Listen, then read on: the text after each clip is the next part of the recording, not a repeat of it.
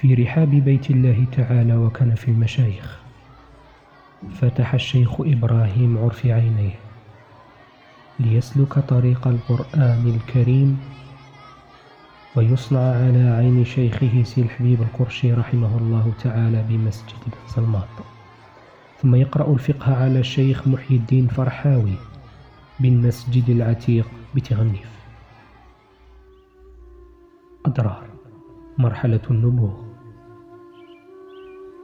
عند شيخها وإمامها الشيخ سيدي محمد بالكبير أحاط الشيخ إبراهيم بالعلوم العقلية والنقلية، فقد كان آية في الحفظ والذكاء مع الجد والاجتهاد في طلب العلم.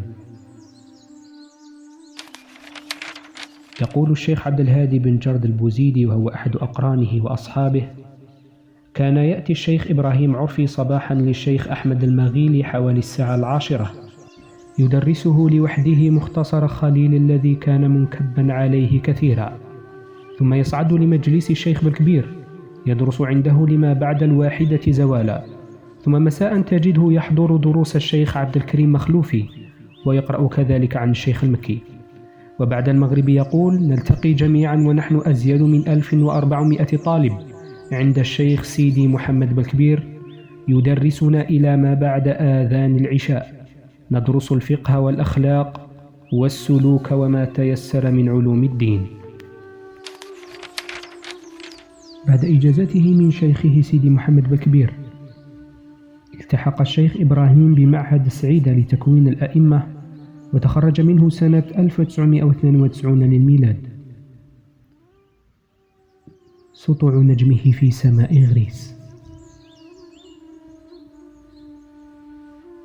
بمسجد الصحابي الجليل أسعد بن زرارة أول الأنصار إسلاما، كانت أول خطوة يخطوها الشيخ في قطاع الشؤون الدينية بالولاية، إماما ومرشدا ومعلما. الذين آمنوا به وعزروه ونصروه واتبعوا النور الذي أنزل معه أولئك هم المفلحون. الذين آمنوا به وعزروه. بنور القرآن يدل الناس طريق ربهم، يحصنهم بالمرجعية الدينية لبلد طيب آمن. وبعد انتقاله إلى مسجد مالك بن الحويرث حوالي سنة 1998 فتح مدرسته القرآنية الأمير عبد القادر، التي ما لبثت أن أصبحت منارة علمية خصوصا بالغرب الجزائري. من بين العلوم التي كان يدرسها الشيخ في مدرسته العقيدة، الفقه، أصول الفقه، علوم القرآن، علوم الحديث، السيرة النبوية الشريفة، التصوف، المنطق وعلوم اللغة. وأينعت ثمار غرسه بأرض غريس، حيث تخرج على يديه عشرات الطلبة من مختلف ولايات الوطن، منهم اليوم مشايخ وأئمة وأساتذة ودكاترة، وعلى رأسهم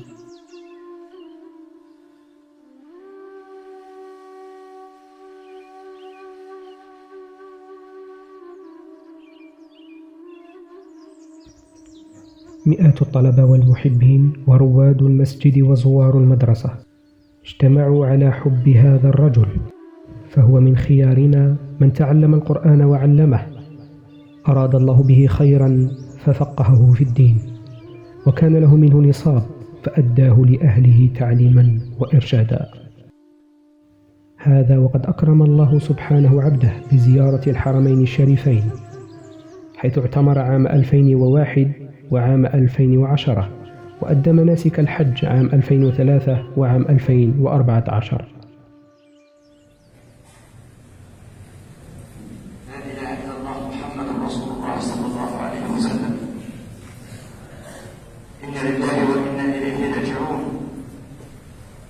رحل عنا سيدنا الشيخ نسيم العوفي.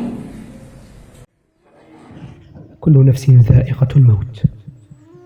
كانت الساعة تشير إلى 10:45 من مساء يوم الثلاثاء 20 من ذي الحجة 43 و400 وألف 19 جويلية 2022. رحل الشيخ إبراهيم عرفي عن الدنيا إلى دار البقاء.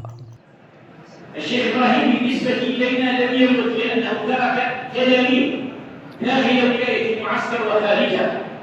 الشيخ إبراهيم رحمه الله تعالى وقدس الله سره لم يمت، لأنكم ها أنتم أولئك تحبونه، ها أنتم هؤلاء تدعون له، ها أنتم هؤلاء أوفياء لتاريخه وأوفياء. هكذا كانت حياته، كبر الله إلى أن سلم روحه لبارئها. هذا يوم من أيام الله سبحانه، يوم مشهود لأمر موعود، توافد فيه أهل الله وخاصته لتشييع جنازته.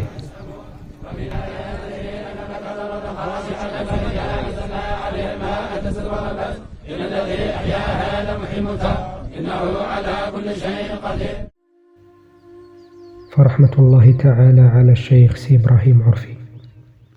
الله يفتح علينا وعليكم ان شاء الله. الله يبارك فيكم. الله يرزقنا واياكم ورضا رب العالمين ورضا رسول الله صلى الله عليه وسلم. والله يحفظ لنا الدين. الله يرزقنا واياكم الايمان الكامل واليقين الصادق. والله يشفع منكم النبي الكريم. والله يعطينا ويعطيكم رضا رب العالمين ورضا رسول الله صلى الله عليه وسلم. والله يحشرنا واياكم يوم القيامه من الامنين تحت لواء سيدنا محمد صلى الله عليه وسلم. والله يبلغ المقاصد صحيح. والله يرزقنا واياكم زياره النبي صلى الله عليه وسلم. والله يرزقنا واياكم زياره الحرمين الشريفين. الله يفتح علينا عليكم ان شاء الله. اللي عندك حاجه من حوائج الدنيا لله فيها رضا وله فيها الصلاح، صلى الله تبارك وتعالى الا قضاها له باليسر والتسهيل. اللهم لا سهل الا ما جعلته سهلا، وانت ان شئت تجعل الحزن سهلا. اللهم سهل عنا امور الدين والدنيا ان شاء الله. الله يفتح علينا عليكم. وهذا المكان وهذه الزاويه نسال الله تبارك وتعالى، هذه المدرسه نسال الله تبارك وتعالى ان تكون عامله ان شاء الله، عامله بحمايه القران العظيم وبطلبه العلم الشريف وبالاسرار والانوار. والله يجعل سر الصالحين.